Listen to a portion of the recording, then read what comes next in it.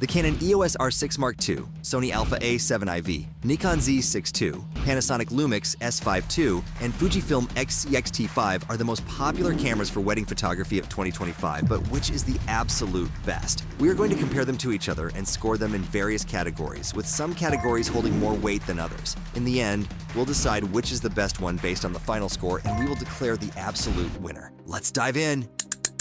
First, we are going to compare them on the image quality category, which has a multiplier of 2.5. The Canon EOS R6 Mark II is a powerhouse when it comes to image quality. Its 24.2 megapixel sensor delivers excellent detail and noise handling, making it a strong contender for wedding photography where you need to capture every moment with clarity. However, its resolution is slightly lower than some competitors, which might limit cropping potential. I give it a solid 8 out of 10. Moving on to the Sony Alpha A7 IV. This camera boasts a 33 megapixel sensor, offering more resolution for those who love to crop into their images. Its image quality is impressive, with vibrant colors and good noise control up to ISO 12800. However, the higher megapixel count means smaller photo sites, which can lead to more noise at higher ISOs compared to lower resolution cameras. I rate it at 8.5 out of 10. Now, let's talk about the Nikon Z6 II. Its 24 megapixel sensor provides superior image quality, especially in low light, with excellent dynamic range and color vibrance. The Z6 II's images are clean even at high ISOs, making it a great choice for wedding photographers who often shoot in dim lighting. However, its resolution is not as high as the Sony A7 IV,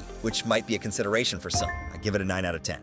The Panasonic Lumix S5 II offers a 24 megapixel resolution, which is standard for its class, but it excels in noise control and dynamic range. Its video quality is also noteworthy, with uncropped 6K video capabilities. However, for stills, it doesn't quite match the detail levels of the Sony A7 IV or the dynamic range of the Nikon Z6 II. I rate it at 7.5 out of 10. Finally, we have the Fujifilm X-T5, which stands out with its 40.2 megapixel sensor, providing ample resolution for cropping and detail. The classic Fuji colors are a delight, and the camera performs well even at high ISOs. However, the large file sizes can be a bit cumbersome for some photographers. I give it a 9.5 out of 10. In this category, the Fujifilm X-T5 takes the crown with its impressive resolution and color reproduction, scoring a 9.5 out of 10. Next, we are going to compare them on the low light performance category, which has a multiplier of 2. The Canon EOS R6 Mark II is a powerhouse in low light, with its 24.2 MP sensor delivering excellent noise handling and enhanced autofocus capabilities. I've shot events where the light was dim, and the R6 Mark II's ability to capture clean images at high ISOs like 12,800 was impressive. However, its lens selection is still somewhat limited compared to other systems. It gets a solid 8 out of 10 for its low light performance. Moving on to the Sony Alpha A7 IV, this camera pushes the boundaries with its low light performance, offering good results at ISO 12800 and acceptable at 25600. I've used it in near darkness and the images were still usable, which is remarkable considering the sensor's resolution increase. Yet its autofocus tracking in low light isn't as reliable as some competitors. It earns a 7.5 out of 10 for its low light capabilities. Now, let's talk about the Nikon Z6 II. Its low light focusing has been significantly improved, and I've found it delivers sharp images at high ISOs with minimal noise. The camera's dynamic range is impressive, allowing for shadow recovery without much noise. However, its battery life could be better, which might be a concern for long events. I give it a 7 out of 10 for its low light performance. The Panasonic Lumix S5 II has top-tier noise handling,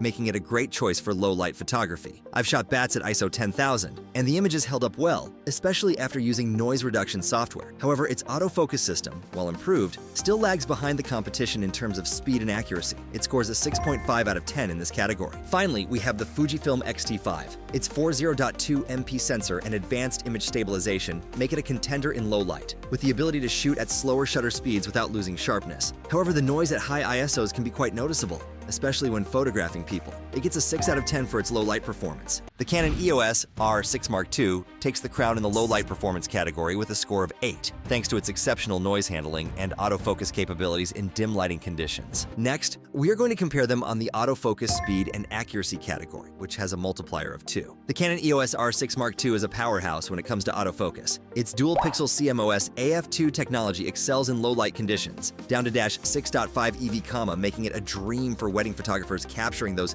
dimly lit moments. However, it occasionally struggles with fast-moving subjects, like a duck flapping on water, where it might latch onto the splash instead of the subject. I give it a solid 8 out of 10. Moving on to the Sony Alpha A7 IV. This camera has inherited the robust autofocus system from the Alpha one, with 759 phase detect points covering 94% of the sensor. It's incredibly fast, with 120 AFAE calculations per second, ensuring you never miss a moment. but its tracking autofocus isn't the best in class, which can be a slight letdown for fast-paced wedding scenes. I rate it at 7.5 out of 10. Now, let's talk about the Nikon Z6 II. With its dual-Speed 6 processors, it offers improved buffer and snappiness, shooting at 12 to 14 frames per second. The eye autofocus is a game-changer, going from 3/10 to 9/10 shots in focus, even in backlighting. However, it lacks some of the advanced subject detection modes found in other cameras. I give it a 7 out of 10. The Panasonic Lumix S5 II has made significant strides with its new phase detection autofocus system. It's very good for both stills and video, with 779 selectable points covering the entire frame. Yet it still lags slightly behind when tracking subjects moving away from the camera, and the viewfinder blackout time can be a bit long. I rate it at 6.5 out of 10. Finally, we have the Fujifilm X-T5. Its autofocus system, with 425 selectable AF points and AI subject recognition, is remarkably accurate,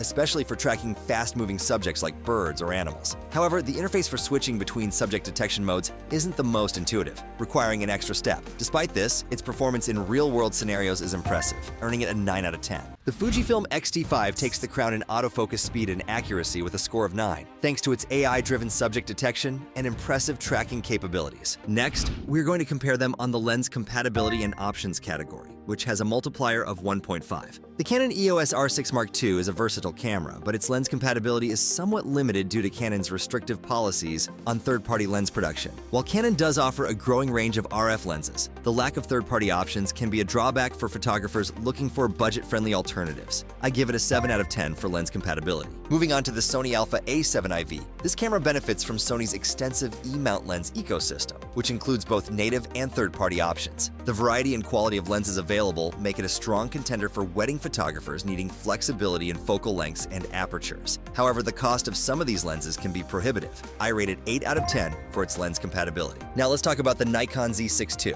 Nikon has been expanding its Z-mount lens lineup, offering a good mix of native and third-party lenses. The Z6 II's compatibility with f-mount lenses via an adapter adds to its versatility, although the adapter can sometimes affect autofocus performance. It scores a 7.5 out of 10 for lens compatibility. The Panasonic Lumix S5 II has a growing L-mount lens system, which includes lenses from Sigma and Leica, providing a wide range of options. However, the availability of certain focal lengths and the cost of some lenses can be a concern. I give it a 7 out of 10 for lens compatibility. Finally, we have the Fujifilm X-T5. Fujifilm's X-mount system offers a rich selection of lenses, from wide-angle to telephoto, with many options for fast primes and zooms. The autofocus performance with these lenses has been significantly improved, making it an excellent choice for wedding photography. It gets a 9 out of 10 for its lens compatibility and options. The Fujifilm X-T5 takes the lead in this category with its extensive lens ecosystem, offering photographers a wide array of choices for capturing every moment of a wedding day. Finally, we are going to compare them on the Ergonomics and Durability category, which has a multiplier of 1.5. The Canon EOS R6 Mark II is a camera that feels fantastic in the hand, with superb ergonomics suitable for most hand sizes. Its textured grip and thumb rest are both comfortable and grippy, but it's not the most portable due to its bulkier kit. I give it a 7 out of 10. Moving on to the Sony Alpha A7 IV. It has a larger and deeper hand grip compared to its predecessor, making it much nicer to hold, especially for those with larger hands. However, the grip can feel a bit cramped when wearing gloves, which might be slightly frustrating in cold weather conditions. I rate it at 6.5 out of 10. Now, let's talk about the Nikon Z6 II. It's praised for its ergonomic design with a deep grip that feels good to hold and use, and the buttons are intuitive.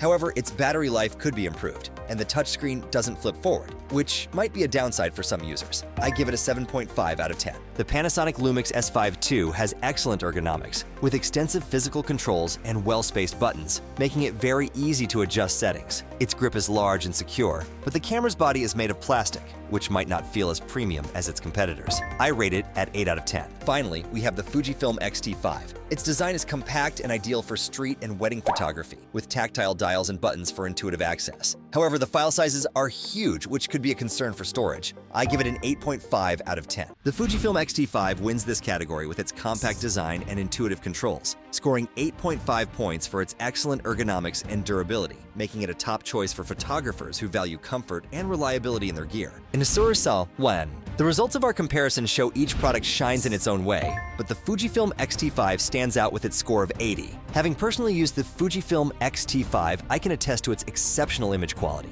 with its 40.2 megapixel sensor providing stunning detail and color reproduction. The autofocus, combined with its extensive lens options, makes it a versatile choice for wedding photographers who need to capture fleeting moments with precision. Its ergonomic, compact design ensures you feel comfortable during long shoots, with intuitive controls that made my experience both joyful and efficient. In every scenario I've put it through, it has proven to be a reliable partner in capturing unforgettable memories. While the Fujifilm X-T5 claimed the top spot, the competition was fierce. The Canon EOS R6 Mark II, Sony Alpha A7 IV, and Nikon Z6 II all achieved respectable scores of 73, demonstrating their superb capabilities across various categories. Each camera brings something unique to the table, from the Canon's low light prowess to Sony's comprehensive lens selection and Nikon's excellent dynamic range, all offering compelling choices for different photographers' needs. The Panasonic Lumix S5 II, with its well-rounded features, also holds its ground as a solid pick, especially for those who prioritize video capabilities. Each of these cameras is impressive in its own right, making any choice a commendable one for wedding photography.